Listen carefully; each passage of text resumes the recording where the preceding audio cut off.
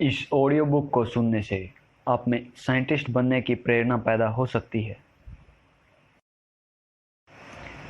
Screen से नज़र हटाइए और बुक पर ध्यान दीजिए। और हाँ, उससे पहले सब्सक्राइब का बटन ज़रूर दबाएं और फिर बेल आइकन का बटन दबाएं। चलिए शुरू करते हैं ऑडियो बुक। हेलो दोस्तों, हमारे यूट्यूब चैनल बुक स्क्रैपर पर आपका हार्दिक स्वागत है। यह एक ऑडियो बुक चैनल है जहां पर आप हिंदी में ऑडियो बुक सुन सकते हैं। हमारा main focus biography, scientific biography और चेंज मेकर्स की बायोग्राफी पर फोकस रहेगा। आप हमारे चैनल बुक स्क्रैपर को सब्सक्राइब करें और इस वीडियो को लाइक और शेयर करें। रेडियम लेडी मैरी क्यूरी, लेखक गीता बंदोपाध्याय, हिंदी अनुवादक त्रिभुवन नाथ। मान्या का बचपन। मान्या बेचारी को पता भी नहीं था कि 4 साल पहले यानी उसके जन्म के ठीक बाद उसकी मां को तपेदिक ने धर दबाया था। यह बात सिर्फ घर के बड़े लोगों को मालूम थी। मां अक्सर खांसती रहती, खांसते खांसते कलेजा मुंह में आ जाता। मान्या दौड़ी दौड़ी मां के पास जाती, मां के गले से लिपटकर अपना प्यार जताना चाहती, लेकिन मां चालाकी से किसी न किसी तरह उसे दूर हटा देती। तपेदिक तो छूत की बीमारी है ना। मां को मान्या बहुत प्यारी थी। मां उसी को सबसे ज़्यादा चाहती थी। उसे इस तरह दूर करने में मां को कितना दुख होता होगा, लेकिन मान्या यह सब न जानती थी। मां उसे जानने भी न देती। मान्या की 3 बहनें थीं और एक भाई। सबसे बड़ी बहन सिर्फ अभी 12 वर्ष की थी। फिर भी दूसरे भाई बहनों के मुकाबले अपने को वह पुरखिन समझती थी। मान्या को लेकर वही घूमने निकलती, वही उसकी चौकसी करती। उससे छोटा था भाई, नाम था जोजफ, अव्वल दर्जे का शरारती। क्या मजाल कि क्षण भर भी चुप होकर बैठ जाए। चुप बैठना तो मानो उसके लिए सजा थी। हाँ, पढ़ने लिखने में उसका दिमाग बहुत तेज था। मझली बहन का नाम था ब्रोन्या, वह अभी पढ़ना लिखना सीख ही रही थी। तीसरी बहन का नाम था हेला। हेला और मान्या बस इधर उधर खेलती कूदती फिरती थी। कभी कभी मान्या भी पढ़ने की इच्छा प्रकट करती, लेकिन माँ और बापू कहते, बेटी अभी तुम्हारी पढ़ने की उम्र नहीं है, अभी खाओ खेलो। मान्या के बाबू का नाम था व्लादिस्लाव स्क्लोडोवस्की, एक स्कूल में मास्टर थे वह। माँ मैडम स्क्लोडोवस्का वारसा नगर की लड़कियों के प्रसिद्ध स्कूल की प्रधानाध्यापिका रह चुकी थी। उन दिनों पोलैंड में शासन था रूस के जार का। मतलब यह है कि पोलैंड पराधीन था। पराधीन पोलैंड की स्त्रियां और भी पराधीन थी। लड़कियों को पढ़ाने लिखाने का रिवाज बहुत कम था। मान्या की माँ जैसी कुछ इन्हीं गिनी उत्साही अध्यापिकाएं थीं, जिनकी देख रेख में लड़कियों के 2-4 स्कूल खुल गए थे। लेकिन कॉलेजों विश्वविद्यालयों के द्वार उनके लिए अब भी बंद थे। मैडम स्क्लोडोवस्का को बेहद परिश्रम करना पड़ता। हेला, उनकी तीसरी बेटी, गोद में थी। स्कूल में सटे एक मकान में ये लोग रहते थे। स्कूल और मकान पास पास थे। पति पत्नी जोड़ तोड़ बैठाकर किसी तरह काम चला लेते। 1867 की 7 नवंबर को मैडम स्क्लोडोवस्का की गोद में एक नया शिशु खेलने लगा। नन्ही मुन्नी छोटी सी बच्ची। मैडम स्क्लोडोवस्का कल्पना भी नहीं कर सकती थी कि यही भोली भाली बालिस्ट बराबर बिटिया एक दिन संसार के श्रेष्ठ वैज्ञानिकों में गिनी जाएगी। 1868 में व्लादिस्लाव स्क्लोडोवस्की को मिली तरक्की। अब मकान बदलना उनके लिए ज़रूरी हो गया। मैडम स्क्लोडोवस्का को स्कूल के निकट कोई घर नहीं मिला और कुछ ही दिन बाद उन्हें तपेदिक ने धर दबाया। सुखी परिवार पर पहली बार दुख की कालिमा छा गई। मजबूर होकर उन्हें स्कूल का काम छोड़ना पड़ा, लेकिन वह खाली हाथ बैठने वाली स्त्री तो थी नहीं। बच्चों की देखभाल से जब भी फुर्सत मिलती, वह लगे हाथ जूते की सिलाई का काम भी सीखती जाती। ज़्यादा परिश्रम करना माना था, इसलिए घर पर बैठकर बच्चों के लिए वह मामूली किस्म के जूतों की सिलाई करती रहती। अपने जन्म काल से ही मान्या कुछ शब्द बराबर सुनती आई थी। ये शब्द थे रूस का जार, षड्यंत्र, साइबेरिया इत्यादि इत्यादि। पराधीन पोलैंड बार बार सिर उठाकर खड़े होने का प्रयत्न करता, बार बार पोलैंड विद्रोह करता। 1863 में तो पोलैंड की विद्रोही जनता, निहत्थी जनता ताल ठोक कर जार का मुकाबला करने के लिए उठ खड़ी हुई थी, लेकिन जनता थी निहत्थी। जार ने विद्रोही नेताओं को फांसी पर लटका दिया। सोचा अब कभी जनता आज़ादी के रास्ते पर पांव बढ़ाने का साहस नहीं करेगी। स्कूल, कॉलेज, ऑफिस, दफ्तर सब जगह कड़ा शासन कायम कर दिया गया। जासूसों के गिरोह सिखा पढ़ाकर तैयार किए जाने लगे। स्कूल के लड़के लड़कियां रूसी भाषा छोड़ दूसरी सभी भाषाओं से घृणा करें, इसके लिए विशेष शिक्षा की व्यवस्था कर दी गई। पोलैंड में ऐसे लोगों की कमी न थी जो कमजोर स्वभाव के थे, जिन्हें देश के साथ गद्दारी करते खुफिया पुलिस के रजिस्टर में अपना नाम लिखाते शर्म न आती। देश की जनता इनके ऊपर थू थू करती। स्कूल में लुके छिपे पोलिश भाषा में पोलैंड का इतिहास पढ़ाया जाता। अध्यापक, अध्यापिकाओं, लेखकों, कलाकारों, पादरी, पुरोहितों में अधिकांश लोग देश की स्वतंत्रता के पुजारी थे। ऐसे लोगों में ही थे मान्या के माँ और बापू। जिस स्कूल में मान्या के बापू पढ़ाते उसके प्रिंसिपल मोशिये इवानोव थे, रूस के जासूस। सो मान्या के बापू और उनमें शुरू से ही झगड़ा होता रहता। मान्या के बापू जब भी प्रिंसिपल इवानोव को जोर जुल्म करते देखते, उनका विरोध करने से न चूकते। इवानोव गुस्से में दांत पीसता, गुर्राता, मौके की ताक में रहता। वही स्वाधीनता प्रेमी देशभक्त को मजा चखाने की बातें सोचा करता। मान्या थी अभी निरह बच्ची, उसके मन में ये बातें अलग ही अलग ऊपर ऊपर तैरती रहती। उन्हें वह एक सूत्र में न पिरो पाती। कभी कभी उसे प्रिंसिपल बड़ा गुस्सा आता, लेकिन बस इससे ज्यादा वह कुछ न समझ पाती। मान्या को अपने बापू सबसे अच्छे तब लगते जब वह अपने काम के कमरे में बैठकर चमचम करती कांच की अलमारी से तरह तरह के साज सामान, आले औजार निकालते और तरह तरह से उन्हें हिलाते डुलाते। बापू अपने काम में तन्मय हो जाते। सो एक दिन स्कूल का कामकाज खत्म कर बापू घर लौटे और अपने काम में जुट गए। तभी न जाने कहां से चुपके मान्या उनके पास आ धमकी। कौन? मान्या। वह बापू के कान के पास ले जाकर बोली, ये क्या है बापू? बापू ने चौंक कर आंखें उठाई, क्षण भर उसकी ओर देखते रहे, फिर बोले, ये सब पदार्थ विज्ञान के आले औजार हैं बेटी। स्कूल से लौटकर सरकारी कामकाज से छुट्टी पाकर बापू फिजिक्स के साज सामान को लेकर तरह तरह की खोजें करते। बापू के कांच के ये तरह तरह के खिलौने मान्या को बड़े प्यारे लगते। गाने के सुर में वह गाती, पदार्थ विज्ञान आले औजार। देखते देखते मान्या बड़ी हुई। उसे भी अपने भाई बहनों के साथ बापू के कमरे में बैठने और वहां बैठकर पढ़ने लिखने की इजाज़त मिल गई। दबे गले से गुनगुन करती और पढ़ती हुई बीच बीच में आंखें उठाकर वह अपने बापू की चमकती अलमारी को भी देख लेती। वह भी तो एक दिन औजारों से प्रयोग करना सीखेगी ना। अब स्कूल के रजिस्टर में मान्या का नाम भी लिखा गया, मैरी स्क्लोडोवस्का। 10 साल की लड़की थी वह, अपनी क्लास में सबसे छोटी, लेकिन पढ़ने लिखने में सबसे तेज।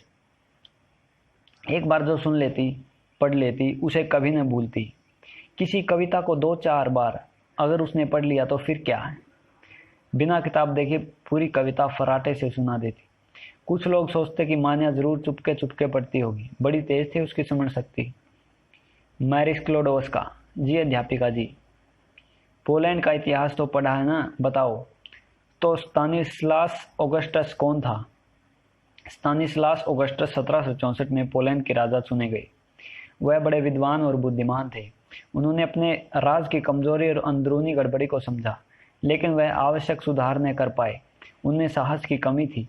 पोलैंड का इतिहास ये लोग पोलिश भाषा में पढ़ते थे और यह बिल्कुल गैर कानूनी काम था। अध्यापिका अंतोनिना तुपाल्स्का बड़ी लगन से और बड़े जतन से उन्हें पढ़ाती। किसी क्रांतिकारी के समान ही उनका चेहरा निश्चल और गंभीर था।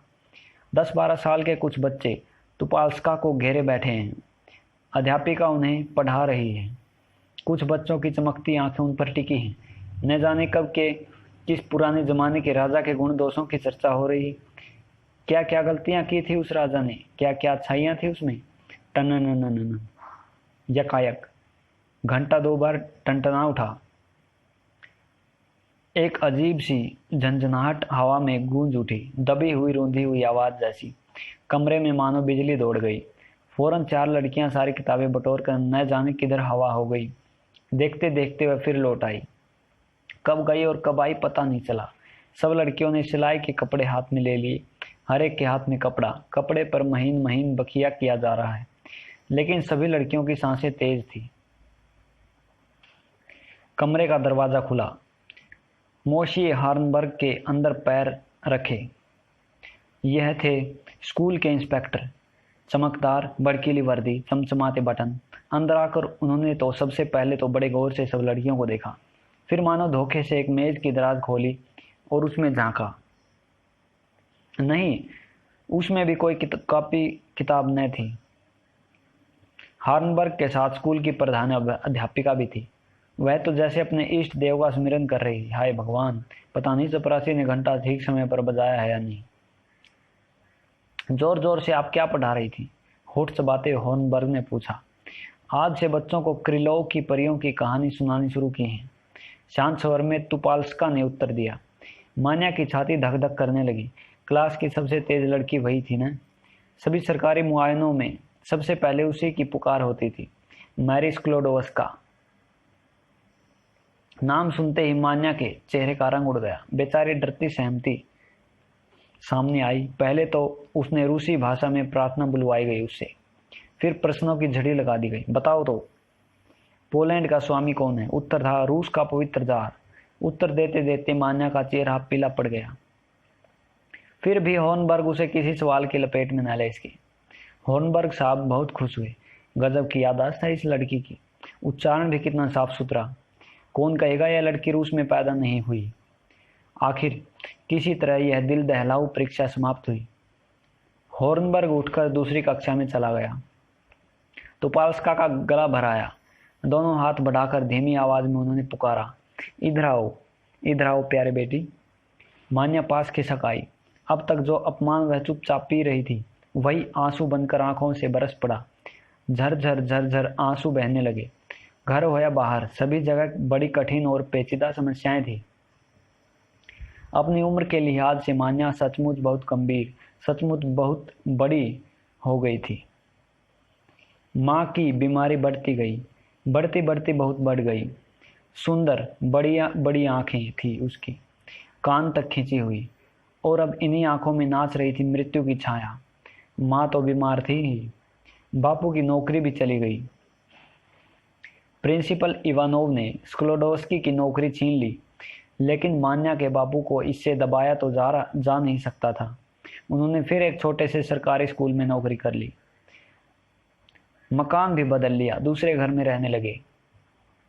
खाने पीने और पढ़ाई के खर्च पर कुछ विद्यार्थियों को घर पर ही रख लिया। घर की शांति जैसे नष्ट हो गई। पढ़ने लिखने के इस कमरे में अब पहले जैसा शांत वातावरण कहाँ। लड़के खूब शोर मचाते, सारे घर को गंदा किए रहते। तो भी आबो हवा बदलने के लिए मान्या की माँ को समुद्र किनारे जाना ही था, और समुद्र किनारे उन्हें भेजने के लिए बापू को खर्च का प्रबंधन करना ही था। कहावत है, विपत्ति जब आती है तो अकेले नहीं आती। बापू के थे एक कुटुंबी। इन कुटुंबी महोदय ने रोजगार लगाने के नाम पर अपनी सारी कमाई स्वाहा कर दी। लड़कियों के विवाह में दहेज के लिए रुपए की बात तो दूर, लड़कियों को पढ़ाने लिखाने के लिए भी पैसा न बचा। और इसके कुछ ही दिनों बाद मान्या की बड़ी बहन जोशिया टाइफस की बीमारी में चल बसी। मान्या समझ भी न पाई कि बड़ी दीदी कहाँ चली गई। एक धुंधला सा खतरा, एक भारी सा बोझ उसके मन पर छा गया। मान्या अपनी माँ के मुंह को निहारती, लेकिन माँ के मुंह को देखकर अपने को और भी असहाय पाती। 10 वर्ष की मान्या जीवन की कठोर विपदाओं से छुटकारा पाने के लिए जी जान से पढ़ाई में जुट गई। पढ़ती वह गद्य पद्य और परियों की कहानियां, स्कूल से पढ़कर लौटती तो फिर घर में किताबों की दुनिया में डूब जाती। हाँ, किताबों की दुनिया। वहाँ हॉर्नबर्ग नहीं, जोशिया दीदी की मौत नहीं, वहाँ दुख और अभाव नहीं, माँ की बड़ी बड़ी आंखों से झांकती मृत्यु की काली छाया नहीं। गुलाम पोलैंड में उन दिनों पढ़ना लिखना कोई आसान काम नहीं था। जो कुछ सीखना होता रूसी भाषा में, जर्मन और फ्रांसीसी भाषा सीखने की पुस्तकें भी रूसी भाषा में ही थी। अपनी मातृभाषा में बच्चे साधारण लेख तक नहीं लिख सकते थे। मान्या सभी को ताज्जुब में डाल देती। उसे देखकर सभी ताज्जुब में आ जाते। बात की बात में वह सब कुछ सीख लेती, जैसे जादू मंत्र जानती हो। रूसी कविताएं तो बात की बात में याद हो जाती। कभी कोई किताब लेकर बैठती तो उसे और किसी बात की सुध ही न रहती। सिर पर शोरगुल मचता रहे, धमा चौकड़ी मचती रहे। मान्या जब तक पढ़ना खत्म न कर लेती अपनी जगह से न हिलती। एक बार एक विचित्र घटना घटी। मान्या बैठी पढ़ रही थी, बड़े ध्यान से कोई किताब पढ़ रही थी। कुछ और लड़के लड़कियां भी वहां थे। उन्होंने सोचा मान्या को चिढ़ाने की कोई तरकीब की जाए। सो वो 5 कुर्सियां लाए। 4 कुर्सियों में उन्होंने मान्या के चारों तरफ रख दी। फिर मान्या के सिर के ऊपर उन्हीं कुर्सियों के सहारे 5वीं कुर्सी खड़ी कर दी। अब क्या था, लगे सब जोर जोर से हटने। लेकिन मान्या है कि उन्हें कुर्सियों के स्तूप का ध्यान, न हंसी का, न शोरगुल का। वह बस पढ़ने में मग्न रही। पढ़ाई खत्म कर ज्यों ही वह उठी, कुर्सियों का स्तूप सिर के धक्के से जोर से नीचे गिरा। छिल ही गया था मान्या का कंधा। क्रोध से फुफुकारती पांव पटकती वह पास के कमरे में चली गई। जब भी मान्या पढ़ने बैठती उसे दीन दुनिया की खबर न रहती। मानो वह मंत्र के जोर से अपने मन को खींचकर समेट कर। और एक दिन वही हुआ जिसका मान्या को डर था। मां मृत्यु शैया पर थी। अपनी दुलारी मान्या को उन्होंने पास बुलाया, उसे आशीर्वाद दिया। आखिरी सांस छोड़कर वह कह गई, तुम सबको मेरा प्यार। मान्या का मन विद्रोह कर उठा। कितनी बार उसने भगवान से विनती की थी कि उसकी मां को अच्छा कर दें, लेकिन भगवान थे कि इतनी भी विनती न सुनी। मनुष्य का इतना सा भला न कर सके, फिर क्यों वह गिरजाघर जाए, क्यों पूजा पाठ करे? नहीं, अब मान्या गिरजाघर नहीं जाएगी। मान्या विद्रोही है।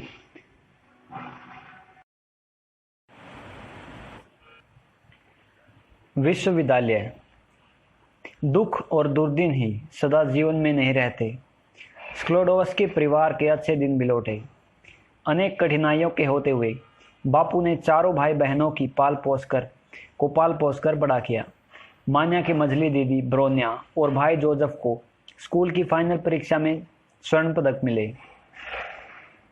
डॉक्टरी पढ़ने के लिए बापू ने जोसेफ को यूनिवर्सिटी में भर्ती करा दिया, लेकिन बेचारी ब्रोन्या को यह सौभाग्य प्राप्त नहीं हुआ। उन दिनों लड़कियों को विश्वविद्यालय में पढ़ने की इजाज़त नहीं थी।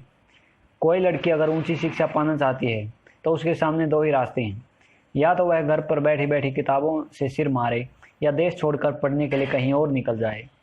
विदेश जाना ब्रोन्या के लिए मुमकिन था नहीं। इतना रुपया कहाँ से आए कि ब्रोन्या विदेश जा पाए। सो उसने बापू से कहा कि कुछ दिन वह वारसा में रहेगी,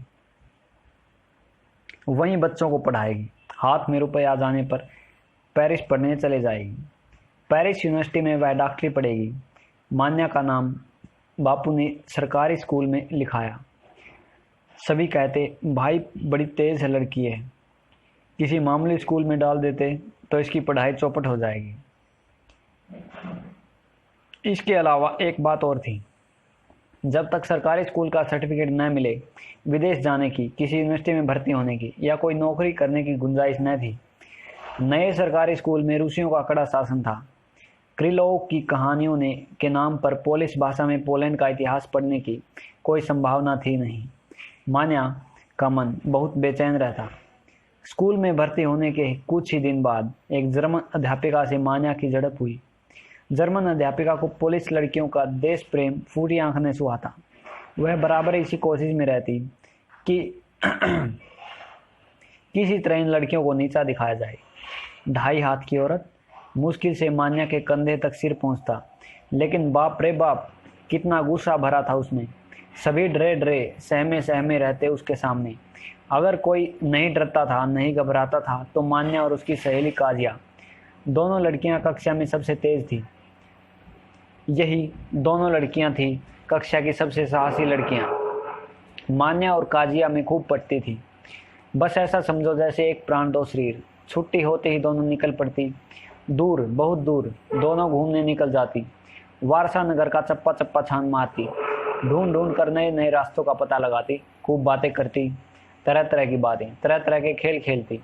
खेलने कूदने, दौड़ने, घूमने और खुली हवा में रहने की आदत मान्या को बचपन से ही थी। खूब स्वस्थ और तंदुरुस्त हो गई थी वह। एक दिन की बात है, कहीं जा रही थी दोनों सहेलियां। राह चलते उनकी मुलाकात हो गई अपनी सहेली कुनी कुनिचका से। अरे यह क्या क्या हुआ कुनिचका को? कुनिचका की ऐसी हालत क्यों? खूब अच्छे अच्छे कपड़े पहनती है वह तो, खूब सज सवज कर रहती है, उसकी पागलों जैसी हालत क्यों? अस्त व्यस्त कपड़े, दोनों आंखें फूल कर लाल। क्या हुआ कुनिचका? क्या हुआ? बताओ तो। कुनिचका दम से बैठ गई और रोने लगी। सिसकियां भरते भरते उसने सब कुछ बताया। कुछ समझ में आया, कुछ नहीं।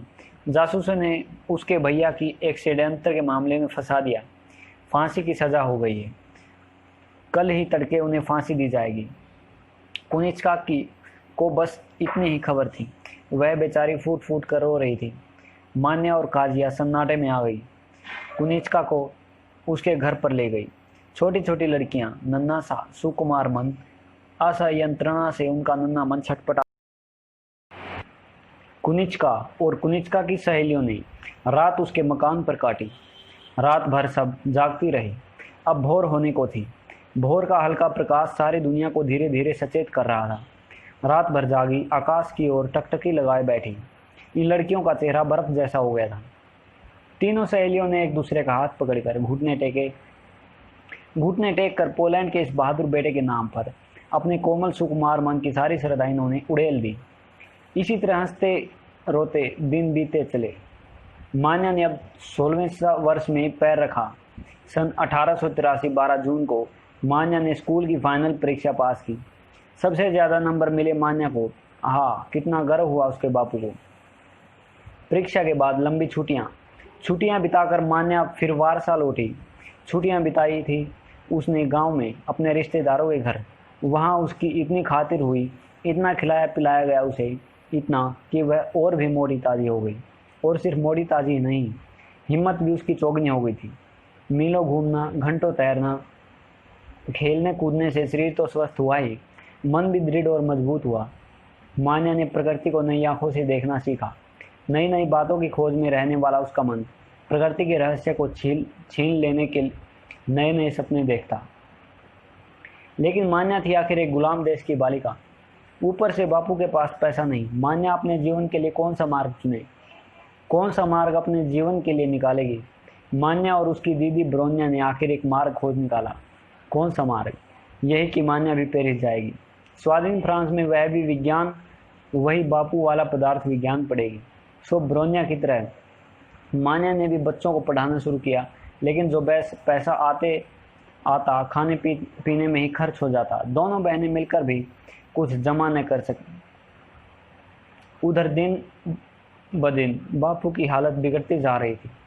लड़कियों के एक स्कूल में पढ़ाते पढ़ाते बेचारे बिल्कुल थक गए थे। लगता था किसी ने उनका सारा स्तव निकाल लिया। उनकी अब भला इतनी सामर्थ्य कहाँ कि लड़कियों को पेरिस भेजें। मान्या और मान्या के भाई बहन बापू को बड़ा प्यार करते। यही नहीं कि जैसा माँ को प्यार करते थे वैसा ही नहीं, बापू के लिए उनका प्यार कुछ और ही ढंग का था।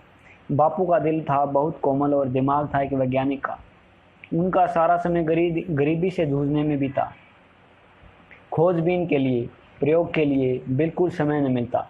तो भी वह बच्चों की ज्ञान की प्यास बुझाने में कुछ उठा न करते। शाम को अक्सर सब बच्चे बापू को घेर लेते। बस एक छोटी मोटी साहित्यिक गोष्ठी जम जाती। डिकेंस का नाम सुना है ना तुमने? अंग्रेजी उपन्यासकार। उन्हीं का लिखा हुआ है एक उपन्यासकार है डेविड कोपरफील्ड, बच्चों के जीवन पर। मान्या के बापू ने इसी उपन्यास का पोलिश भाषा में अनुवाद किया था। उन्हें सदा इस बात का ध्यान रहता कि बिन माँ के बच्चों को किसी तरह की तकलीफ न होने पाए। अब तुम ही बताओ, बापू जब बच्चों पर इस तरह जान देते थे तो बच्चे भला बापू के कहने में क्यों न रहते? वे उनकी हर बात मानते, कभी उनकी कोई बात न टालते। बापू ने उन्हें अन्याय के खिलाफ लड़ने की शिक्षा दी। इस शिक्षा पर चलने में बच्चों ने कभी कोई कसर नहीं उठाई थी। बापू बड़ी कड़ी इस्पात के आदमी थे, फिर भी कभी कभी या क्या एकाएक उनकी हिम्मत टूट जाती। उनके मन पर निराशा छा जाती। गहरी सांस भरकर वह कहते, ओह, तुम लोगों के लिए मैं कुछ नहीं कर पाया। शिक्षा भी मैं क्या देश का, तुम विदेश भेजने का सामर्थ्य भी मुझ में नहीं है। अब मैं बूढ़ा हो चला हूँ, डरता हूँ कहीं तुम लोगों के गले न पड़ूं।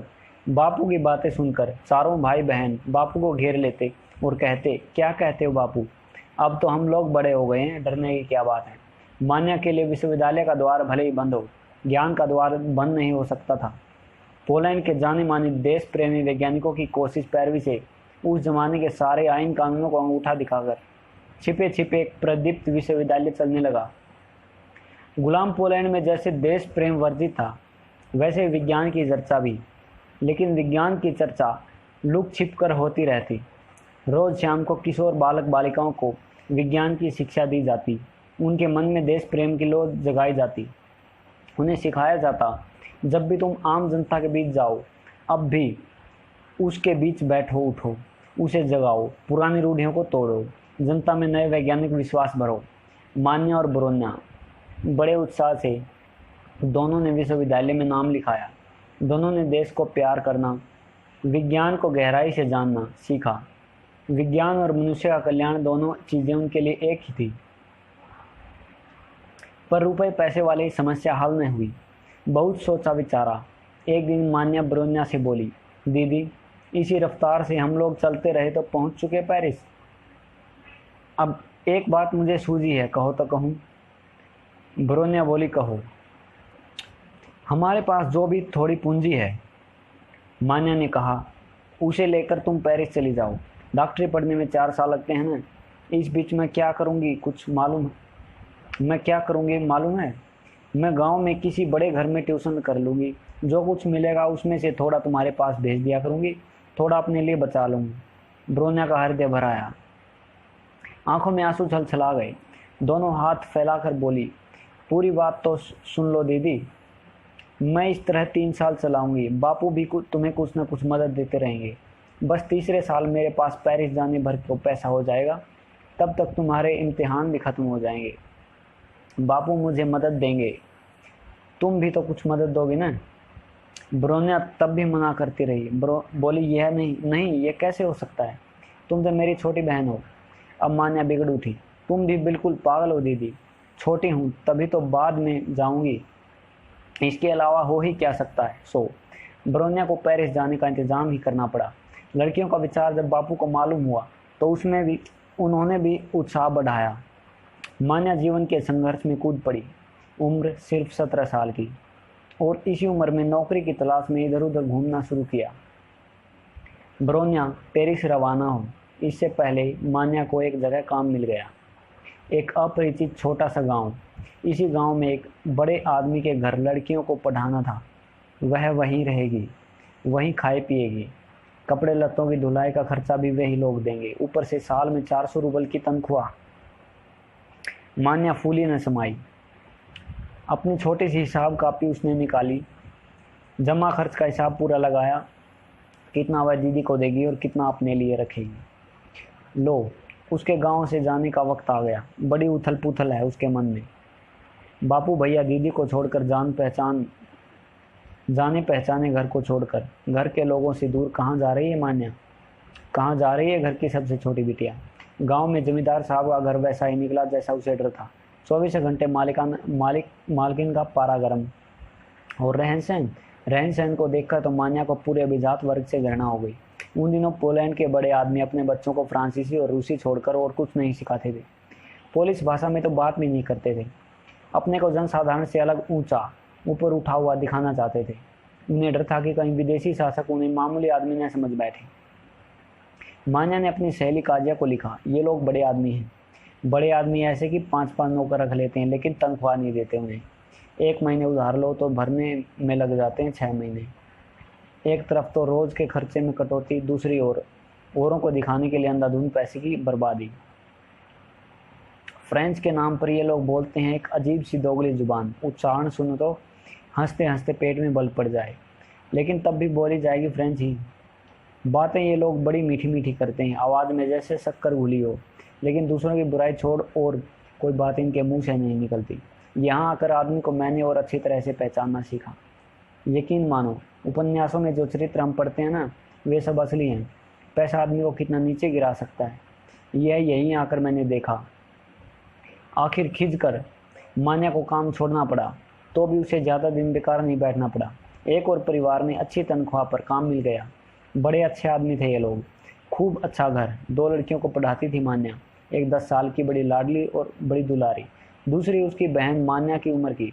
उन्हें पढ़ाते 7-7, 8-8 घंटे बीत जाते।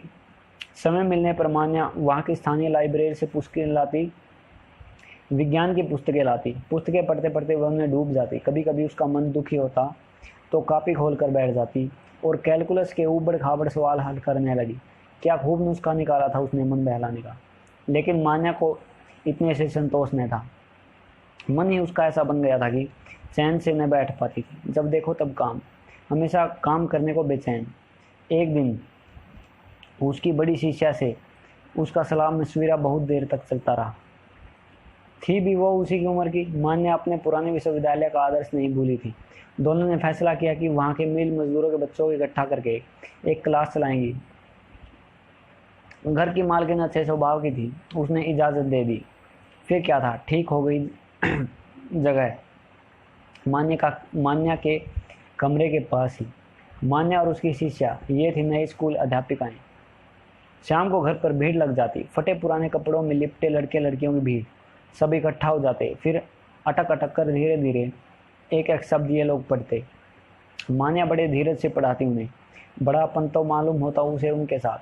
शाम को जैसे उनके नंगे पाँव की चाप उसे सुनाई देती, उसे लगता कि उसका कोई सगा संबंधी आ रहा है। 1888 में मान्या के बापू ने पुरानी नौकरी से छुट्टी ली। अब एक नई नौकरी कर ली उन्होंने। ये नौकरी बहुत अच्छी तो नहीं थी, लेकिन तनख्वाह अच्छी थी। ब्रोन्या की पढ़ाई का सारा खर्च बापू ने अपने सिर पर ले लिया। ब्रोन्या ने मान्या से पैसे लेना बंद कर दिया। बापू को लिख दिया, हमारे हिस्से का कुछ पैसा काट कर मान्या के हिस्से में जमा करते जाओ।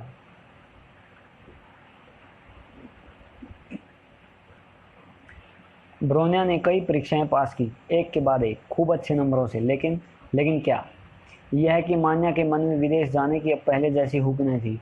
3 वर्षों का लगातार संघर्ष। इस संघर्ष के बाद बहुत सी बातों का मूल्य मान्या ने नए सिरे से आंका। बापू बूढ़े हो चले हैं। मान्या को अब वह अपने पास रखना चाहते हैं। भाई और बहनों की समस्या भी है। सारा बोझ अब उसे अपने कंधे पर लेना होगा। जोधब भैया ने डॉक्टरी पास कर ली थी, लेकिन हाय रे पैसे की तंगी। वारसा में अपना दवाखाना भी खोल नहीं सके। तीसरी बहन हेला के लिए भी मान्या को कम चिंता न थी। वह बड़ी सुंदर थी। सुंदर होते हुए भी उसकी सगाई टूट चुकी थी। सगाई टूटी थी इसलिए कि बापू मुंह मांगा दहेज ने देश की। एक दिन ब्रोन्या की चिट्ठी आई। जल्दी जल्दी लिखी कुछ लाइनें थी। फौरन चली आ, मैं शादी कर रही हूँ। हमारे यहाँ तू बैठ खटके रह सकेगी। किराए के रुपयों का किसी तरह इंतजाम कर ले। और गाड़ी पर बैठकर पेरिस भागा। ब्रोन्या के ब्याह की बात घर वालों को पहले ही मालूम थी। एक जाने माने क्रांतिकारी थे ब्रोन्या के होने वाले पति। पेरिस में डॉक्टरी पास करने की तैयारी में आजकल लगे हुए थे। देशभक्ति के जुर्म में सरकार ने उन्हें साइबेरिया भेज दिया। साइबेरिया समझते हो ना, काला पानी। लेकिन वहाँ से भागकर वह फिर पेरिस आ पहुँचे थे। बड़ी उधेड़ बुन में है मान्या, क्या करे क्या ना करे। आखिर मान्या एक दिन पेरिस जाने वाली गाड़ी पर जा बैठी। मन ही मन वह कह रही थी, एक एक कौड़ी समझ बूझ कर खर्च करनी होगी मान्या। रेल के तीसरे दर्जे में मान्या अपने टूटे बक्से पर बैठी है। यहाँ बैठी वह ऐसा महसूस कर रही है जैसे गद्देदार कुर्सी पर बैठी हो। साथ में लोटा थाली वगैरह भी है, छोटी मोटी गृहस्थी का सरंजाम। बापू भी उसे स्टेशन तक छोड़ने आ गए थे। भर्राए गले से मान्या ने कहा, घबराना नहीं बापू, मैं इम्तिहान ख़त्म किए नहीं, फ़ौरन चली आऊँगी। बूढ़े बापू का गला भराया। मान्या को छाती से लगाकर रूंधी आवाज़ में बोले, रानी बिटिया जल्दी घर लौट आना, इम्तिहान का नतीजा अच्छा होना चाहिए, समझी बेटी, बड़ी मेहनत करेगी ना। छिक छिक छुक छुक गाड़ी पेरिस की ओर चली जा रही है। सारबान विश्वविद्यालय, नया जीवन, दूर तक फैला हुआ भविष्य। विश्वविद्यालय की दीवार पर एक नोटिस लगा हुआ था, सारबान के विज्ञान विभाग में नवंबर 1901 से पढ़ाई शुरू होगी। इस नोटिस को मान्या एक टक देखते रह जाती। उसका मन न भरता। सारबान विश्वविद्यालय, पेरिस। मान्या का सपना साकार हुआ। विश्वविद्यालय के रजिस्टर में फ्रांसीसी ढंग से उसका नाम लिखा गया, मैरी स्क्लोडोस्का। सारबान विश्वविद्यालय था ब्रोनिया के घर से बहुत दूर। ब्रोनिया का घर मजदूरों के एक मोहल्ले में था। मैरी की बहनोई काश्मीर वही डॉक्टरी करते थे। ब्रोनिया भी गांव की औरतों की दवा दारू करती थी। मान्या को पाकर भला कौन खुश न होता। ब्रोनिया और काश्मीर की खुशी का ठिकाना न था। और यही बात मैरी के लिए भारी मुसीबत की चीज़ बन गई। कैसी मुसीबत? कश्मीर मैरी को प्रसन्न रखने में कुछ भी न उठा रखना चाहती थी। नतीजा यह कि मैरी की पढ़ाई डामाडोल हो गई। ब्रोनिया के घर शाम को अपने देश से निर्वासित पोलिश स्त्री पुरुषों की बैठकें जमती। इन बैठकों में मैरी की बराबर पुकार होती रहती। एक बात और थी, दोनों बहनों में बहुत दिन बाद मुलाकात हुई थी ना, सो ब्रोनिया मान्या से बातें करती नया गाती। जब देखो तब बातें खत्म न होती। मौका पाते ही ब्रोनिया कोई न कोई बात छेड़ देती। अब बातें हो रही है तो उनका कोई अंत है ही नहीं। मैरी पहले से ही बहुत पिछड़ी हुई थी। पोलैंड में वैज्ञानिक प्रयोग के साधन भला कहाँ मिलते। फिर घर से रोज इतनी दूर आना जाना, पैसा भी खर्च होता, वक्त भी। मैरी ने सोच विचार कर फैसला किया। कॉलेज के पास ही किराए पर एक कमरा ठीक किया। बड़ी मेहनत करनी पड़ी उसे काश्मीर और ब्रोनिया को यह समझाने में कि उसका कॉलेज के पास रहना जरूरी है। ब्रोनिया ने पहले तो नानू की, लेकिन हार कर मैरी की बातें उसे माननी पड़ी। पेरिस में था क्यार्तेलियानता नाम का एक मोहल्ला। एवं इस मोहल्ले में रहा करते थे पेरिस के गरीब कलाकार और विद्यार्थी। वहीं था एक मकान। उस मकान की 6ठी मंजिल पर थी एक छोटी सी बरसाती, बिना हवा की, बिना रोशनी की, सीलन भरी बरसाती। यही रहने लगी मान्या। फिर मैरी इतने लचीले स्वभाव की थी कि किसी से सहज मिलती जुलती भी न थी। कॉलेज में काम के दौरान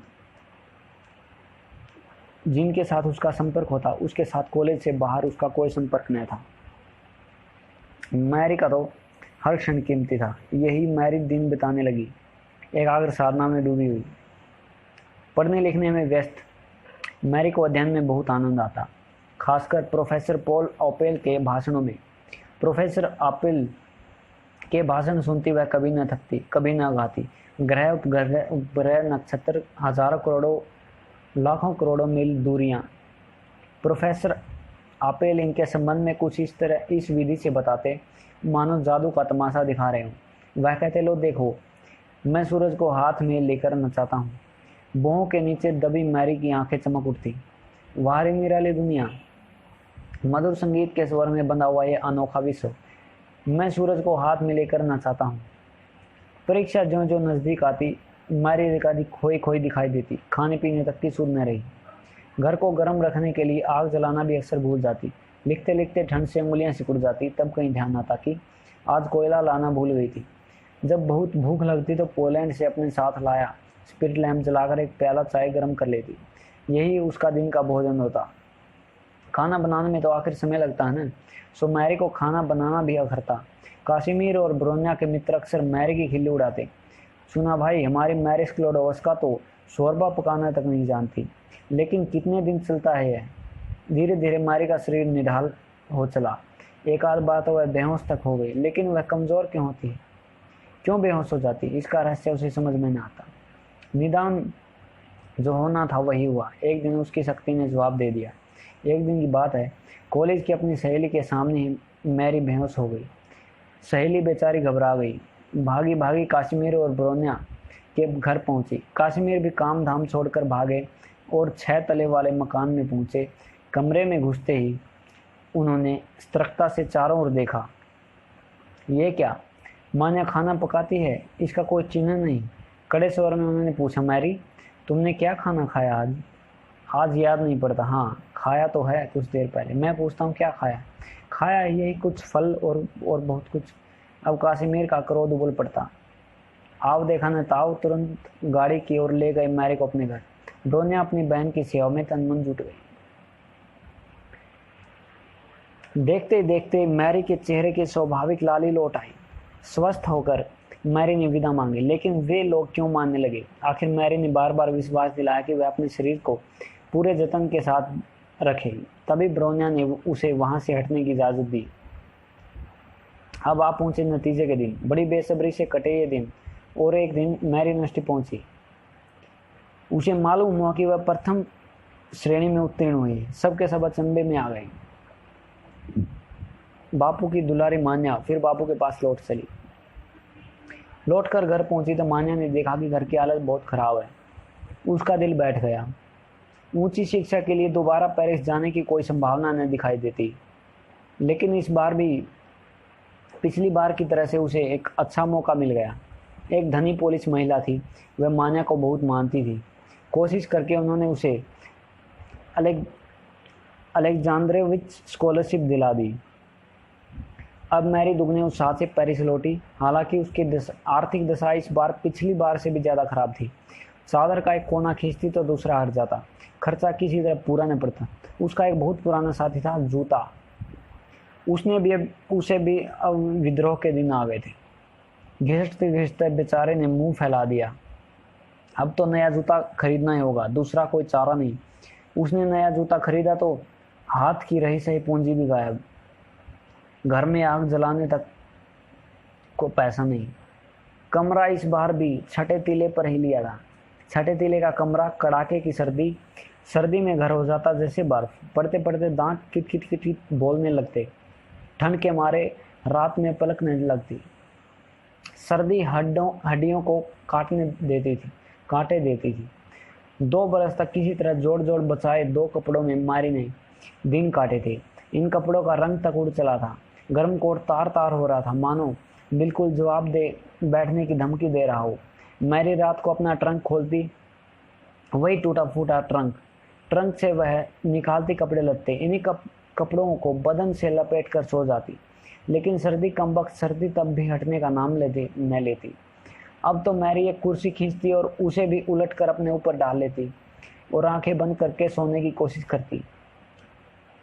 उधर पानी के बर्तन में बर्फ की मोटी तह जम जाती। ऐसी थी मैरी, अपनी तरफ से एकदम बेखबर, काम की धुन में बिल्कुल दीवानी। सो मैरी एक अध्यापक के मन को भा गई। अध्यापक महोदय का नाम था पियरे क्यूरी। थे तो वह भी अभी तरुण ही, लेकिन बड़े प्रतिभाशाली वैज्ञानिक थे। मैरी को उन्होंने छात्रा के रूप में देखा। उन्हें मैरी में असाधारण योग्यता दिखी थी। मैरी को उन्होंने अपनी जीवन संगिनी बनाना चाहा।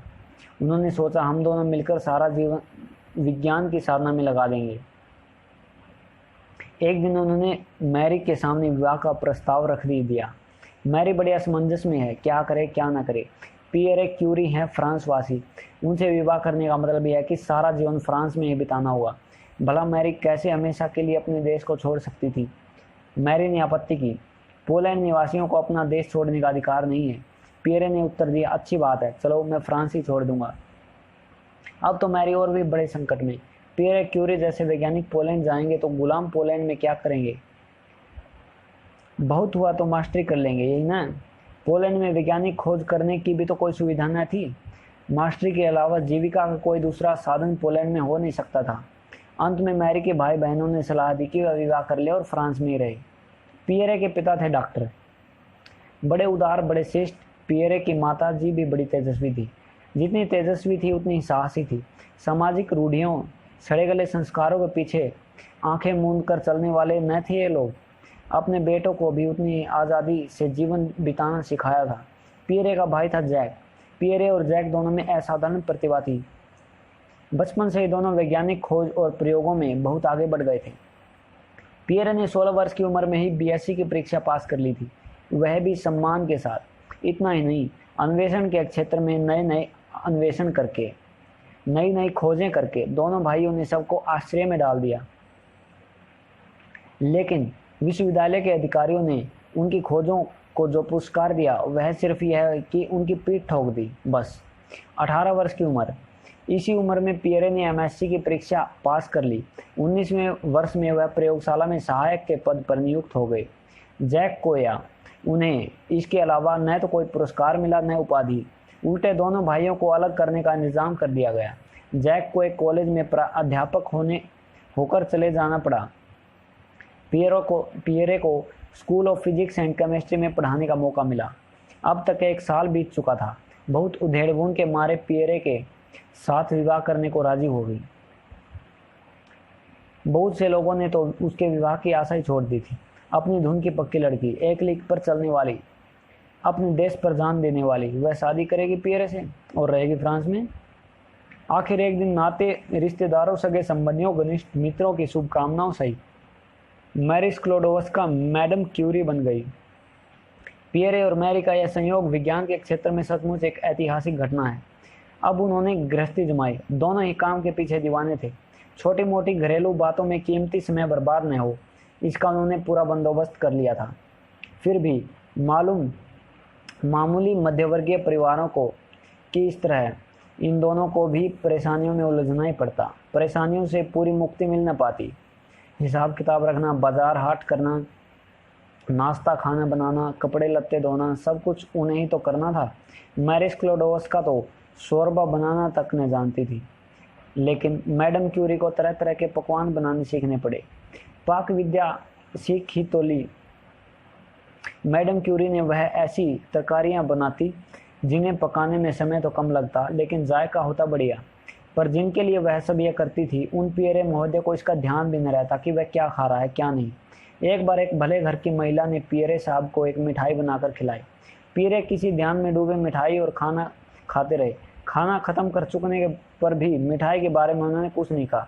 सोन महिला से अब और सब्र न किया गया। पूछ बैठी, कैसी लगी आपको? क्या मिठाई? और क्या? ओ, मैं मिठाई खा रहा था। ताज्जुब से पियरे ने उस महिला की ओर देखा। महिला भौचकी रह गई। क्या कहे क्या न कहे समझ में न आया। मौका मिलने पर मैरी पियरे के साथ ससुराल भी रहती। काम की धुन वहाँ भी पियरे का साथ न छोड़ती।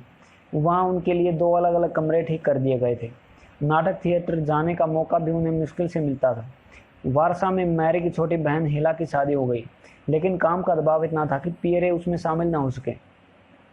विश्वविद्यालय की परीक्षा में इस बार भी मैरी प्रथम आई। बहुत दिनों के बाद अब दोनों ने साइकिल पर झोला टांगा और बड़े उत्साह से पहाड़ पर छुट्टियां बिताने चल पड़े। सन 1897 में मैरी की गोद में एक पहली संतान आई, मोटी सलोनी लड़की। माँ के गोद उजागर करने वाली। नाम रखा गया इरीन। इरीन के कारण मैरी को शुरू में काफ़ी तकलीफ उठानी पड़ी। उसे नहलाना, धुलाना, खिलाना, पिलाना, सुलाना और फिर खाना बनाकर बाजार होकर प्रयोगशाला जाना, जैसा कि स्वाभाविक था। कठोर परिश्रम से मैरी का स्वास्थ्य गिरने लगा। इरीन की देखभाल के लिए दाई रखनी पड़ी। उधर इरीन के बाबा भी तो थे। इरीन के पैदा होने के थोड़े दिन बाद ही पियरे की माँ की मृत्यु हो गई। पियरे के पिता डॉक्टर क्यूरी अब बेटे और बहू के साथ ही रहते। इरीन उनसे बहुत हिल गई थी। मैरी को इससे लाभ ही हुआ। इरीन उनके साथ बहुत मिलजुल गई थी। मैरी को इनसे लाभ ही हुआ। वह बेटी को बाबा के हाथों में सौंपकर निश्चित होकर प्रयोगशाला में काम कर सकती थी। इरीन क्यूरी ने बड़ी होकर माता पिता के यश में 4 चांद लगा दिए। मैरी क्यूरी की तरह उनकी गिनती भी संसार के प्रसिद्ध वैज्ञानिकों में हुई। इरीन और उसके पति जोलियो क्यूरी ने पदार्थ विज्ञान में नोबेल पुरस्कार पाया और विज्ञान को समाज के कल्याण में लगाने के लिए जी जान से काम कर गए। अदृश्य किरण। इरीन के जन्म से पहले ही मैरी सारबान विश्वविद्यालय की परीक्षा समाप्त कर डॉक्टरेट की डिग्री लेने की बात सोच रही थी। वह चाहती थी कि वैज्ञानिक खोजबीन के लिए कोई एकदम नया विषय चुने। वैज्ञानिकों के पिछले दिनों प्रकाशित लेखों की छानबीन में वह लगी रहती।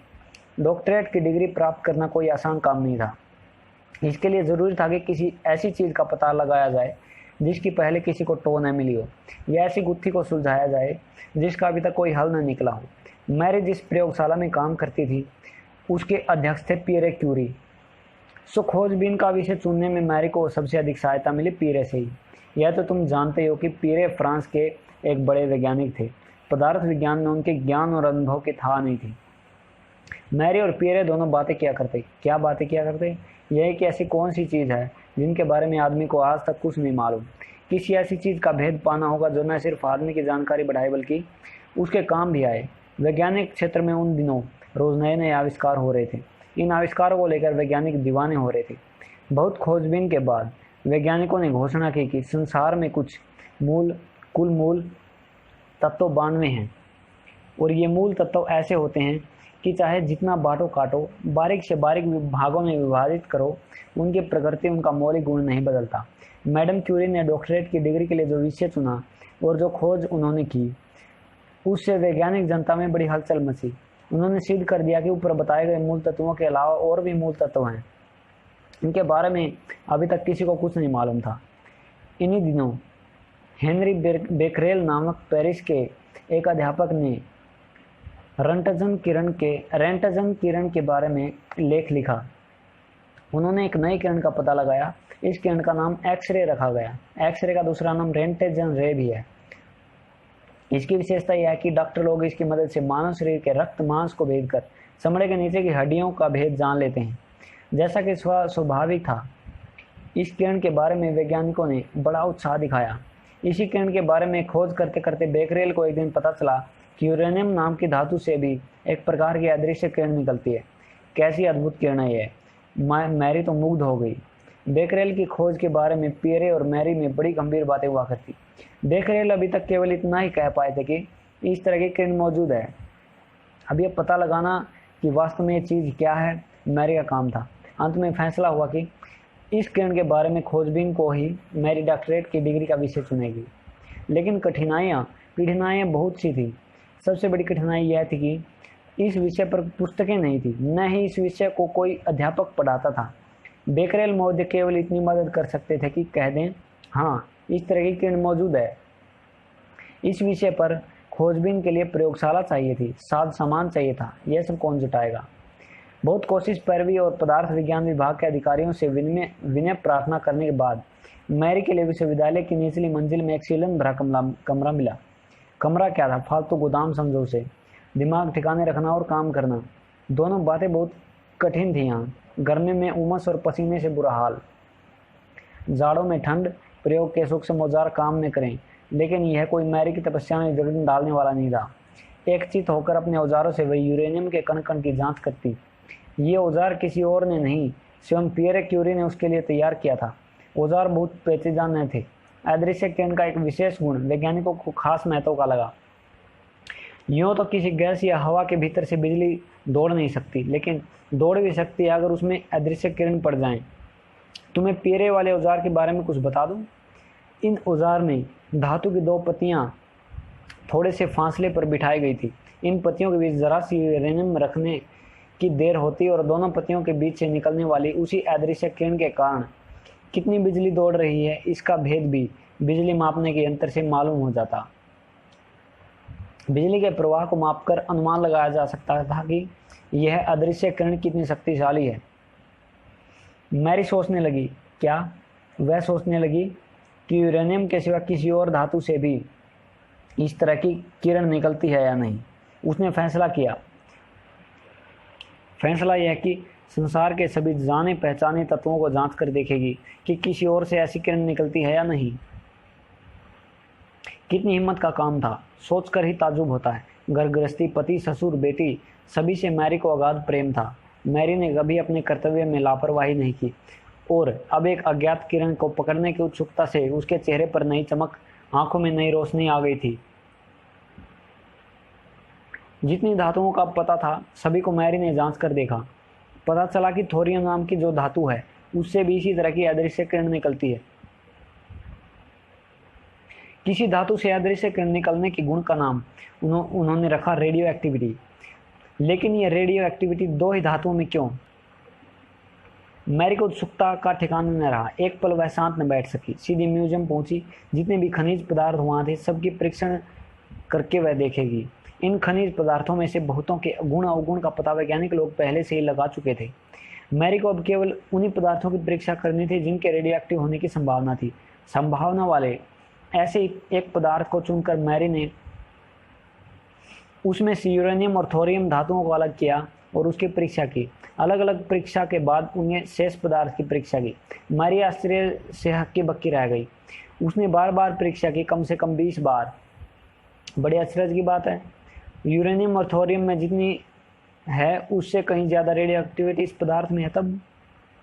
तब मैरी ने सोचा कि ज़रूर कोई ऐसी चीज़ है जो यूरेनियम और थोरियम से भी ज़्यादा शक्तिशाली है और यह रेडियो एक्टिविटी उसी के कारण है। यह बात है 1898 की।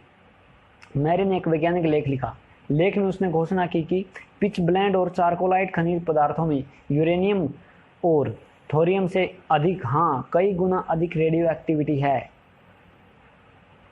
पता चलता है कि इन खनिज पदार्थों में थोड़ी मात्रा में सही कोई ऐसी चीज़ ज़रूर है जो बहुत शक्तिशाली है और जिस पर वैज्ञानिकों की नज़र अब तक नहीं पड़ी है।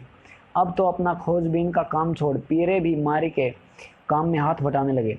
मैरी का काम था कि भी तो बहुत महत्व का।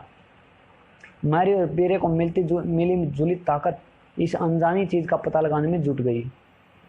मैरी की इन दिनों की डायरी को देखकर बड़ा अचरज होता है। उनमें एक और जहाँ विज्ञान की चर्चा है, वहाँ घरेलू जीवन की छोटी मोटी समस्याओं, मामूली सुख दुख की भी चर्चा है। मैरी की प्रयोगशाला थी एक गोदाम में।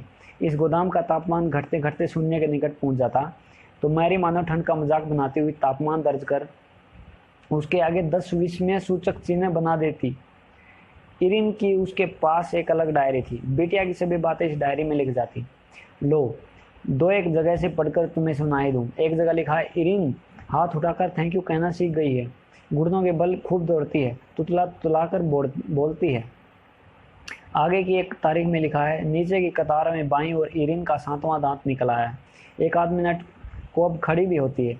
बीच बीच में इरिन का वजन भी लिखा। एक जगह मैरी ने लिखा है कि 8 पौंड फलों में 8 पौंड चीनी 10 मिनट उबालने के बाद पतले कपड़े से छान ली। 14 बोतल बढ़िया काली जेली तैयार करके रख दी है। इन छोटे मोटे घरेलू कामों के साथ ही खोजबीन का काम भी होता। एक रासायनिक विधि से पिच ब्लेंड से के अलग अलग भाग करके हर भाग की रेडियो एक्टिविटी की उन्होंने अलग अलग नापा। किसी भाग में बहुत ज़्यादा रेडियो एक्टिविटी मिली, किसी भाग में बिल्कुल नदारद। अब रेडियो एक्टिविटी भाग को रासायनिक विधि से और भी छोटे छोटे टुकड़ों में बांटा गया। पहले की तरह हर टुकड़े की फिर से अलग परीक्षा हुई। इस तरह उन्होंने पिच ब्लेंड के रेडियो एक्टिविटी अंश धीरे धीरे अलग करना शुरू किया। कुछ दिनों तक परीक्षा करने के बाद पता चला कि 2 अलग अलग भागों में रेडियो एक्टिविटी पाई जाती है।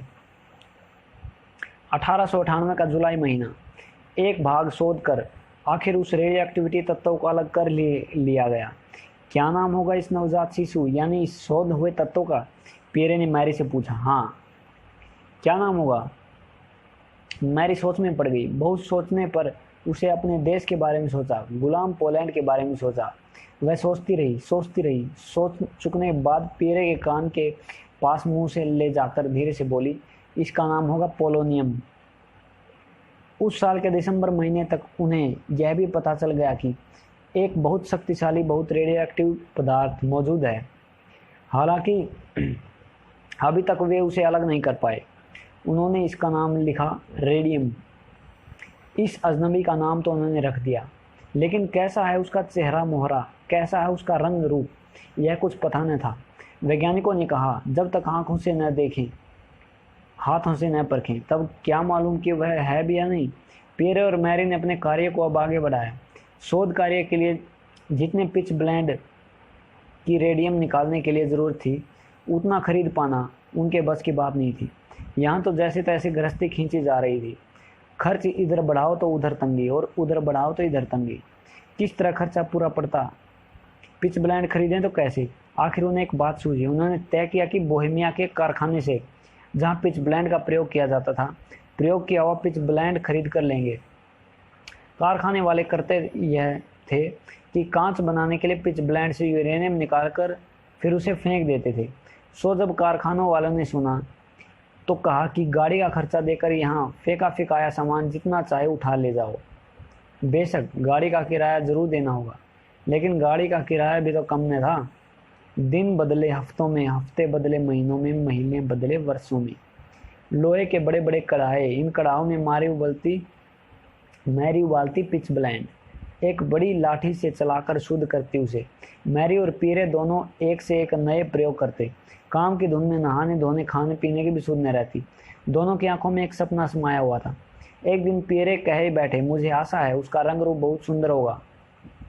सन 1900 में फ्रांस के रसायन विज्ञान शास्त्री आंद्रे देवियरन भी मैरी और पियरे की मदद के लिए आ पहुंचे। उन्होंने समान जाति के एक और पदार्थ की सूचना दी। पोलोनियम और रेडियम को आंखों से देखने के पहले ही देवियरन ने एक्टिनियम को खोज निकाला था।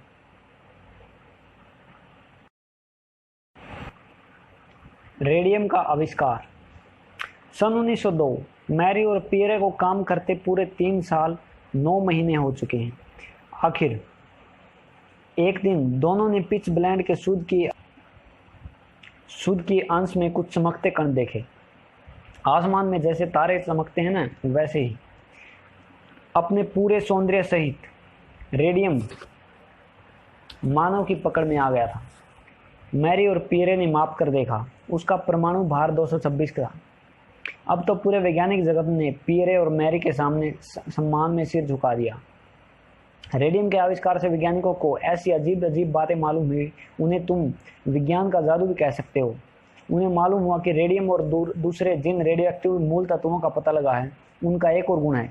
गुण यह है कि अपने भीतर से तेज बिखेरते बिखेरते हुए दूसरे तत्वों में बदल जाते हैं। इससे पहले वैज्ञानिक समझते थे कि मूल तत्व सदा एक जैसे रहते हैं, कभी किसी तरह बदलते नहीं, लेकिन रेडियम ने उसकी इस धारणा को बदल दिया। रसायन विज्ञान के इतिहास में रेडियम के आविष्कार का बहुत भारी महत्व था। मूल तत्व के गठन को जांचते जांचते मालूम हुआ कि उसके केंद्र में 2 तरह के कण जुड़े होते हैं, एक होता है न्यूट्रॉन और दूसरा प्रोटॉन। रेडियम के केंद्र में बहुत सारे न्यूट्रॉन और प्रोटॉन होते हैं। बाद में क्यूरी और दूसरे वैज्ञानिकों की खोजों से मालूम हुआ कि रेडियम और दूसरे भारी पदार्थों के केंद्र में इतने कणों के होने से उनमें अस्थिरता आ जाती है। परिणाम यह होता कि जरा जरा सी देर बाद 2-2-4-4 की संख्या में ये कण केंद्र से छूटकर अलग निकल पड़ते हैं। दरअसल इसी का नाम रेडियो एक्टिविटी है। रेडियम के केंद्र से जो अदृश्य किरण निकलती है, उससे मिली होती हैं 3 किरणें, उसमें मिली होती हैं 3 किरणें। मालूम है इन्हें क्या नाम है? अल्फा, बीटा और गामा। अल्फा किरण हीलियम के परमाणु का केंद्र है, उसमें होते हैं 2 प्रोटॉन और 2 न्यूट्रॉन। बीटा किरण होती है तेज दौड़ने वाली नेगेटिव विद्युत का कण या कह लो इलेक्ट्रॉन, और गामा किरण होती है साधारण प्रकाश जैसी। अंतर केवल यह होता है कि साधारण प्रकाश से उसकी तरंग कम बड़ी होती है। रेडियो एक्टिविटी के कारण रेडियम का हर परमाणु तेज बिखेर चुकने के बाद यानी विकिरण के बाद एक दूसरे मूल तत्वों में बदल जाता है। हम तुम्हें बता चुके हैं कि वैज्ञानिकों का अब तक विचार था कि मूल तत्व बदलते नहीं हैं, लेकिन सच पूछो तो रेडियम का परमाणु धीरे धीरे क्रम से बदलते बदलते करीब 2000 वर्षों में एक तरह का शीशा बन जाता है। इस आविष्कार का एक और नतीजा हुआ। नतीजा ये हुआ कि इस आविष्कार के सूत्र को पकड़कर परमाणु के भीतर से निकलने वाले तेज को काम में लाने की कोशिश होने लगी। इस तरह कुछ दिनों बाद यूरेनियम के परमाणु के तोड़ने या विघटन का हाल मालूम हुआ। यह इस विघटन का ही परिणाम है कि एटम बम बनाए जा रहे हैं। परमाणु को तोड़ना, इतने बारीक लक्ष्य को भेदना, भला यह कोई आसान काम था? पर आदमी इसमें भी सफल हुआ। दुख की बात सिर्फ यह है कि मानव कल्याण की जिस भावना को लेकर रेडियम का जन्म हुआ, उससे उल्टी दिशा में जाकर आज एटम और हाइड्रोजन बम बनाए जा रहे हैं। परमाणु केंद्र के विस्फोट से बड़ी भारी शक्ति निकली। यही शक्ति जब बुरे आदमियों के हाथों में पड़ गई तो बुरे कामों में लगाई जाने लगी, वही विनाश और विध्वंस करने लगी। जिस रात उन्होंने रेडियम का आविष्कार किया कि उस रात सोचो मैरी और पियरे कैसे लग रहे होंगे। काम के पीछे पागल 2 व्यक्ति, कवि या दार्शनिक जैसे, परस्पर प्रेम और अनुभूति में डूबे 2 निराले जीव। मैरी अभी घर लौटी ही थी कि इरीन ने माँ की रट लगा दी। मैरी उसके सिराने आ बैठी, बड़े प्यार से उसे मीठी मीठी थपकियां देकर सुलाया। वह सो गई तो मैरी उसकी एक फ्रॉक सीने लगी। सीते सीते अचानक उसने पियरे से कहा, चलो एक बार फिर उसे देखा है। टूटी फूटी बर्फ जैसी ठंडी प्रयोगशाला, उसमें भी एक नन्हा शिशु, वह भी माँ माँ पुकार रहा था। लाइट मत जलाना, पियरे को रोकते मैरी ने कहा। प्रयोगशाला में घुप अंधेरा था। इस अंधेरे में बूंद बूंद रेडियम की चमकती आंखें ऐसे लग रही थी जैसे कोई नन्हा शिशु उनकी ओर टकटकी बांधे देख रहा हो। कड़ी मेहनत के 4 वर्ष, इन 4 वर्षों के बाद प्रकृति के हाथों से उन्होंने रेडियम के जो गिने चुने कण छीने थे, वे सचमुच अनमोल थे। घर पर वे दोनों जैसे सोती इरीन के मुंह की ओर स्नेह से देखते रह गए थे, वैसे ही वे चमकीले रेडियम के कणों पर आंखें गड़ाए रहते थे। आखिर मैरी अपने पति से कह ही उठी, हाँ देखो कितना सुंदर है। रेडियम के आविष्कार ने दुनिया के बहुत से देशों में हलचल पैदा कर दी। फ्रांस भी एक ऐसा ही देश था जहां शुरू में इस आविष्कार की कदर नहीं की गई। पियरे की नौकरी में कोई तरक्की नहीं हुई। जहाँ थे वहीं रहे। मामूली मास्टरी की तनख्वाह, घर का सारा खर्च, ऊपर से मारी को विश्वविद्यालय में काम दिलाने की समस्या। कोई स्त्री आज तक इतने ऊंचे आसन पर बैठ नहीं सकी थी, खासकर वैज्ञानिकों के बीच। विश्वविद्यालय में मैरी को रखने के मसले पर चारों शोरगुल के बीच ईर्ष्या के कारण कुछ लोगों ने तो उसे बदनाम तक करना शुरू कर दिया था। एक नई तरह की बीमारी थी है। ऐसी बीमारी से मैरी और पीरे पहले कभी नहीं जूझे थे। विज्ञान के पीछे पागल थे ये दोनों। चारों ओर की हालत को देखकर ऐसे रह गए जैसे उन्हें कोई काट मार गया हो। इधर रेडियम की संभावना को देखकर ब्रिटेन जैसे देशों के वैज्ञानिक तो दीवाने हो उठे।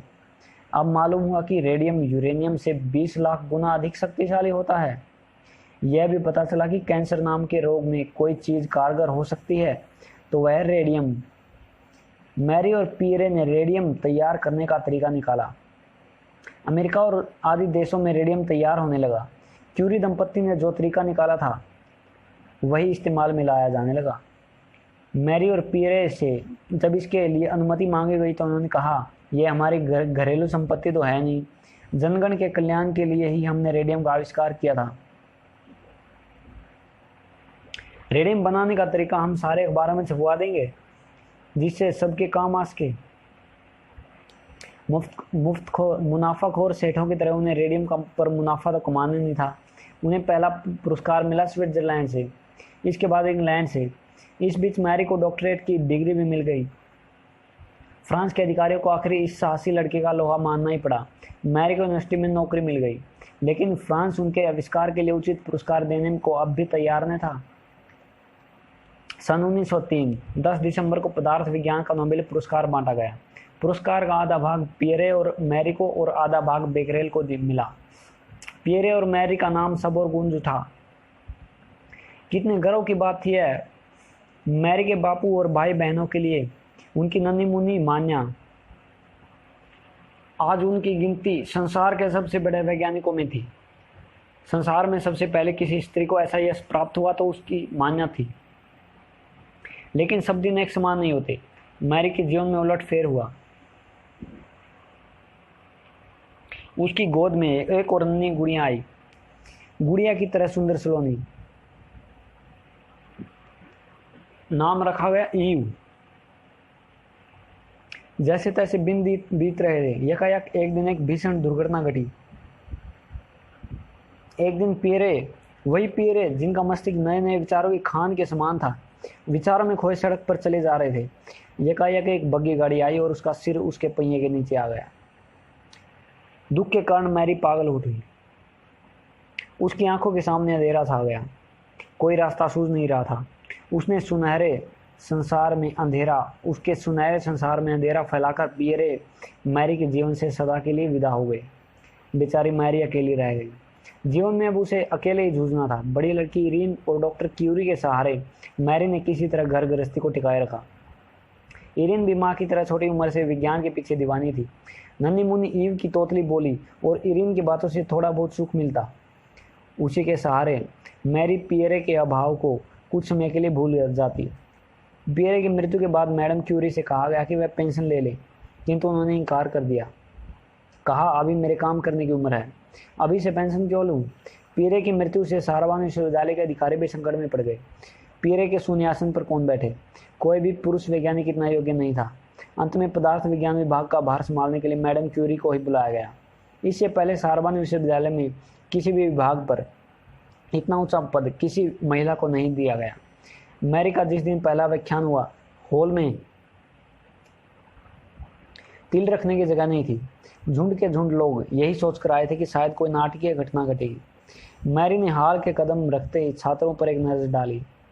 बिना किसी भूमिका के उन्होंने अपना व्याख्यान शुरू कर दिया, ठीक वहीं से जहां से पियरे ने छोड़ा था।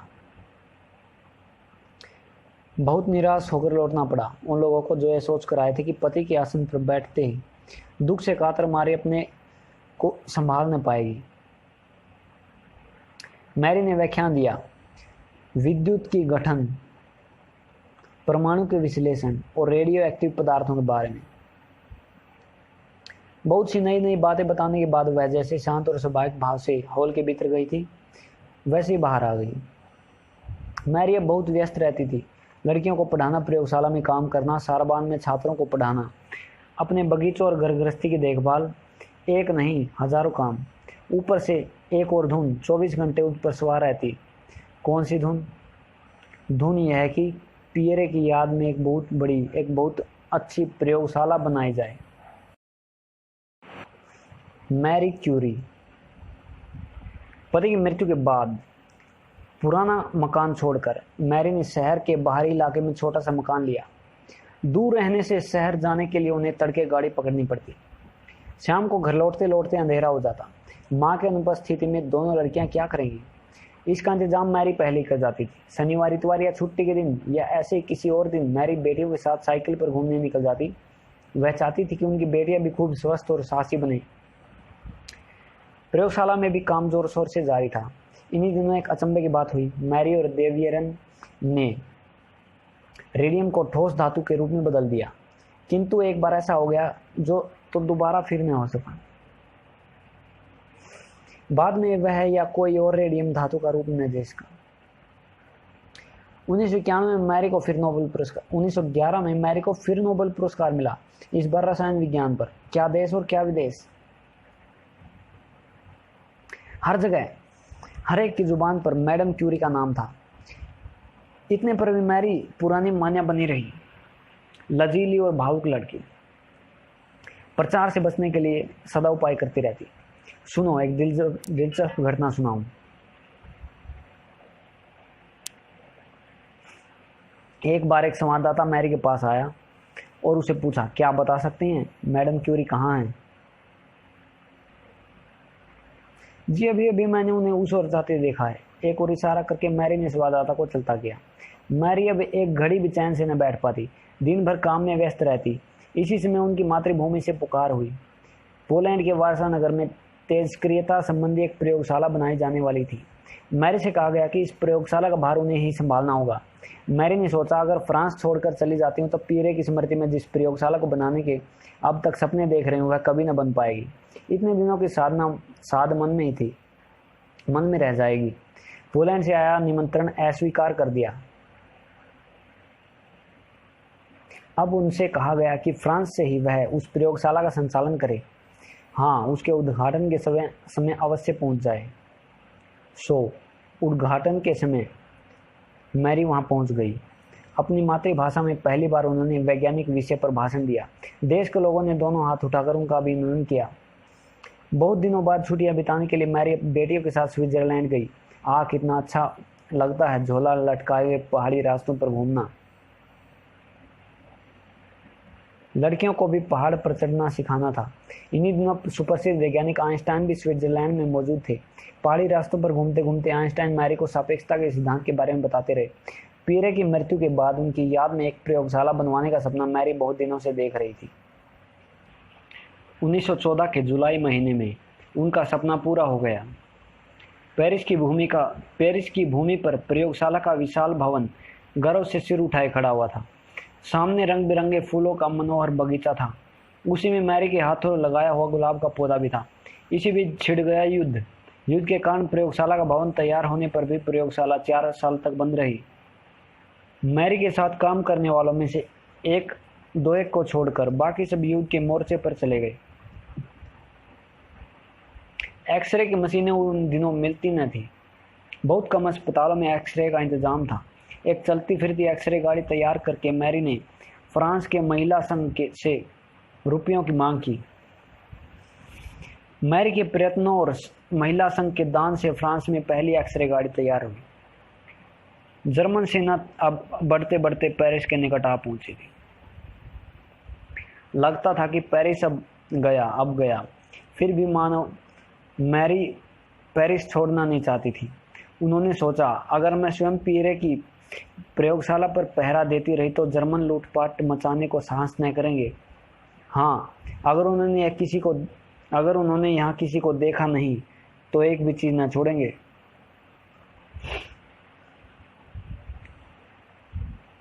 मैरी पेरिस में ही रही। उनके पास 1 ग्राम बहुमूल्य रेडियम था। उसे हटाना आवश्यक था, कहीं वह जर्मनी के हाथों में न पड़ जाए। मैरी के उसे बोर्दो के बैंक में रखने का प्रबंध किया। वह स्वयं बोर्दो गई। गाड़ी में भी बहुत भीड़ भाड़, बड़ी धक्का मुक्की थी। कांच की जिस नली में रेडियम था वह बहुत भारी थी। खाने पीने की फिक्र नहीं, सोने की फिक्र नहीं। फिक्र थी मैरी को तो बस एक चीज की, अपने रेडियम की। अंत में रेडियम को सुरक्षित जगह रखकर मैरी दूसरे दिन सुबह लौट कर आई तो देखती क्या कि पेरिस सुनसान पड़ा है, एकदम उजाड़ मालूम हो रहा है। पता चला कि जर्मनी को रोक दिया गया है और अब पेरिस अब खतरे से खाली है। यह मैरी के अथक परिश्रम का नतीजा था कि 200 अस्पतालों में एक्सरे की मशीन लग गई और एक्सरे गाड़ियों की संख्या 20 तक पहुंच गई। कुल मिलाकर 10 लाख घायलों के इलाज का प्रबंध हो गया। मैरी और उनकी पुत्री इरीन ने 125 व्यक्तियों की रेडियोलॉजी की शिक्षा दी। फ्रांस ही नहीं, मैरी ने बेल्जियम के अस्पतालों का भी दौरा किया। मैरी को जब भी फुर्सत मिलती पुरानी प्रयोगशाला के साथ सामान को बांधकर पियरे क्यूरी की स्मृति में बने नए अस्पताल में ले जाती। वहां से खोलकर झाड़ पहुंचकर चुन चुन कमरे में सजाती। इसी बीच बोर्दो जाकर वह रेडियम भी वापस ले आई। हर हफ्ते उसने किरण निकालकर ट्यूब में भरकर इस्तेमाल के लिए अस्पताल भेजती। युद्ध समाप्त होने के पश्चात 1919 की 11 नवंबर को मैरी ने सिएन नदी के एक द्वीप में घर लिया। एक बार फिर मैरी जी जान से विज्ञान की साधना में जुट गई। पियरे क्यूरी की प्रयोगशाला में भी पूरे जोर शोर से काम शुरू हो गया। इस प्रयोगशाला का काम मैरी के ही कंधों पर था। संसार की 5 भाषाओं में रेडियम के बारे में जो कुछ लिखा गया था वह सब मैरी की जुबान पर था। मैरी से शिक्षा पाना कम सौभाग्य बात न थी। दूर दूर के विद्यार्थी उनसे शिक्षा पाने के लिए आते। मैरी सवेरे 8 बजे प्रयोगशाला में पहुंच जाती। उनके छात्र भी तरह तरह के प्रश्न लेकर उनके पास पहुंच जाते। कोई उनसे प्रश्न पूछ रहा है तो कोई अपने नए काम दिखाने के लिए उन्हें खींचे लिए जा रहा है। छात्रों से पीछा छुड़ाना और प्रयोगशाला में अपने काम पर पहुंचना मैरी के लिए कठिन हो जाता। दोपहर में केवल एक बार मैरी घर लौटती। घर पर भोजन की मेज पर बैठे बैठे इरीन से पदार्थ विज्ञान की चर्चा होती रहती। भोजन समाप्त होने पर ही मैरी घर से निकल पड़ती। कभी फूल खरीदने चल देती, कभी अपनी बेटी यानी नाती से मिलने। इसके बाद फिर प्रयोगशाला पहुंच जाती। कभी कभी तो प्रयोगशाला में रात के 2 बज जाते। 2 बजे तक वैज्ञानिक प्रश्नों के हल निकालती रहती। इतना काम, इतनी मेहनत, जरा सोचो उनकी आंखों की क्या दशा हुई होगी। एक बार तो मैरी की आंखों माने बेकार ही हो गई। 4 बार ऑपरेशन हुआ तब जाकर उनकी आंखें बची, तो भी आंखों की ज्योति पूरी तरह से नहीं लौटी। एक बार एक अमेरिकी महिला मैडम क्यूरी से मिलने आई। यह घटना सन 1920 की है। बात बात में महिला ने पूछा, संसार की वह कौन सी चीज है जिसे पाकर मैरी क्यूरी निहाल हो जाएंगी। मैरी ने उत्तर दिया, अन्वेषण कार्य के लिए हमें 1 ग्राम रेडियम की जरूरत है। क्या करें, खरीदने के लिए पैसे नहीं है। 1 ग्राम रेडियम मैरी को भेंट रूप में देने से के लिए इस महिला ने अपने देश लौटकर देशवासियों से $40,000 इकट्ठे किए। लोगों ने मांग की कि यह भेंट मैरी अपने हाथों से ग्रहण करें। इतने लोगों की बात मैरी भला कैसे अनसुनी कर सकती थी। बाहर निकलकर ही मैरी को मालूम हुआ कि संसार के लोग उन्हें कितना प्यार करते हैं। इतने दिनों तक उन्होंने अपने को सभा सम्मेलनों, उत्सव समारोह से दूर रखा, किंतु अब उनकी समझ में आया कि केवल उनका नाम, उनकी उपस्थिति ही बहुतों को अच्छा काम करने के लिए प्रेरणा दे सकती। अब तो उन्होंने दूसरे देशों के सभा सम्मेलनों और उत्सव समारोह में जाना आरंभ किया। वह दक्षिण अमेरिका गई, स्पेन गई, इंग्लैंड और चेकोस्लोवाकिया भी घूम आई। दुनिया में किसी चीज से उन्हें सबसे ज्यादा घृणा थी तो युद्ध से। अतः जब लीग ऑफ नेशंस ने विभिन्न राष्ट्रों के बीच भाईचारा कायम करने के लिए एक अंतर्राष्ट्रीय कमेटी बनाई तो मैरी ने एक सदस्य की हैसियत से उसके कार्यों में सक्रिय भाग लेना शुरू कर दिया। उन्होंने इस बात की कोशिश की कि संसार के सभी देशों में एक प्रकार की वैज्ञानिक शब्दावली काम में लाई जाए और वैज्ञानिक पुस्तकों और आविष्कारों की पूरी तालिका तैयार की जाए। मैरी चाहती थी कि कोई भी प्रतिभावान वैज्ञानिक वह किसी भी देश का क्यों न हो, पैसे के अभाव में अपना काम न रोके। वह चाहती थी कि इसके लिए अच्छी योजना बनाई जाए। उनके स्वप्नों का संसार एक ऐसा संसार था जहां स्वतंत्रता और शांति का राज्य हो, जहां विज्ञान पर अंकुश न हो। अब मैरी ने बीड़ा उठाया कि वारसा में एक रेडियम प्रतिष्ठान खड़ा करेंगी। उन दिनों मैरी की बहन ब्रोन्या पोलैंड में थी। उन्होंने देशवासियों से सहायता मांगी। देश भर में जगह जगह दीवारों पर बड़े बड़े पोस्टर लगाए गए। मैरी की तस्वीर के साथ एक डाक टिकट भी निकला। पोस्ट कार्ड में लिखा रहता, मैरी स्क्लोडोस्का प्रतिष्ठान के लिए 1 ईंट आप भी रख दीजिए। इसके साथ ही मैरी का छोटा सा संदेश भी था, वारसा में एक रेडियम प्रतिष्ठान बने, यही मेरी कामना है। सन 1925 प्रतिष्ठान की नींव रखने के लिए मैरी पोलैंड आई। थोड़े दिनों में ही प्रतिष्ठान बनकर तैयार हो गया। लेकिन क्या, रेडियम कहाँ से आए? एक बार फिर अमेरिका के साधारण जनों ने मैडम क्यूरी की पुकार सुनी। मैरी को रेडियम लाने के लिए फिर एक बार अमेरिका जाना पड़ा। अमेरिकी जनता का यह उपहार मैरी ने स्वयं अपने हाथों वारसा पहुंचाया। कैसी अद्भुत शक्ति वाली स्त्री थी मैरी। मेहनत करते करते उनकी उंगलियां सख्त पड़ गई थी। अब तो वे जवाब भी देने लगी। आंखों की ज्योति भी बहुत कम हो गई। किंतु अब भी मैरी यह न मानती थी कि उनके कर्तव्य पूरे हो गए हैं। एक पुस्तक भी तो लिखनी थी उन्हें। पियर एक और उनका एक सपना था। सपना यह है कि एक प्रयोगशाला बने, रेडियम प्रयोगशाला। यह सपना भी पूरा हुआ। पेरिस में ही क्यों, वारसा में भी रेडियम की प्रयोगशाला खड़ी हो गई।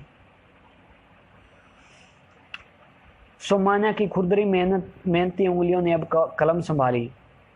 कलम चलती रही। मैरी ने लिखा, रेडियम का इतिहास लिखा। तिल तिल ज्ञान की जो संपदा उन्होंने जमा की थी, जीवन के अंतिम क्षण तक वे उसे दान करती रही। उन्होंने लिखा, लिखती रही। उनकी पुस्तक का नाम पड़ा तेजस्क्रियता। किताब लिखी गई। हाथ ने और आगे हिलने से इनकार कर दिया। आंखें भी काम न करती। बार बार आंखों के सामने अंधेरा छा जाता। डॉक्टरों ने जांच की। उन्होंने कहा, जीवन की सारी शक्ति लगाकर जिस रेडियम को उन्होंने प्रकृति के हाथों से छीना और समाज के हवाले किया, इन्हें मृत्यु की ओर लिए जा रहा है। हाँ, सचमुच मृत्यु की ओर लिए जा रहा है। मैरी के रक्त कणों को रेडियम धीरे धीरे नष्ट कर रहा था। इस विकिरण वाले पदार्थ को बार बार छूने, उठाने और रखने से मैरी के हाड़ मांस में, खून में विष फैल गया था। सन 1934। आसमान नीला है। सूर्य अपनी लंबी यात्रा पर निकलने की तैयारी कर रहा है। सूर्य की प्रथम किरण ने मैरी के कमरे के बिछौने का स्पर्श किया। ऊंचा माथा, माथे के नीचे बंद आंखें, आंखों के नीचे घनी काली छाया। मैरी मौन। मैरी का शरीर स्थिर है। मैरी ने अटूट मौन धारण कर लिया है। हृदय स्पंदन रुक गया है। दूर रेडियम की प्रयोगशाला में कोई रो पड़ा, हाय सब हम सब हार गए। किंतु पास ही अंधेरे कमरे में रेडियम के चमकते कण अपलक सब कुछ देखते रहे। ऐसा मालूम होता मानो वो भी कह रहे हो, मैरी जीवित है, मैरी जीवित है, मैरी नहीं मरी नहीं, मैरी अमर है। उम्मीद करता हूँ कि आपको भी वैज्ञानिक बनने की प्रेरणा मिली होगी। धन्यवाद।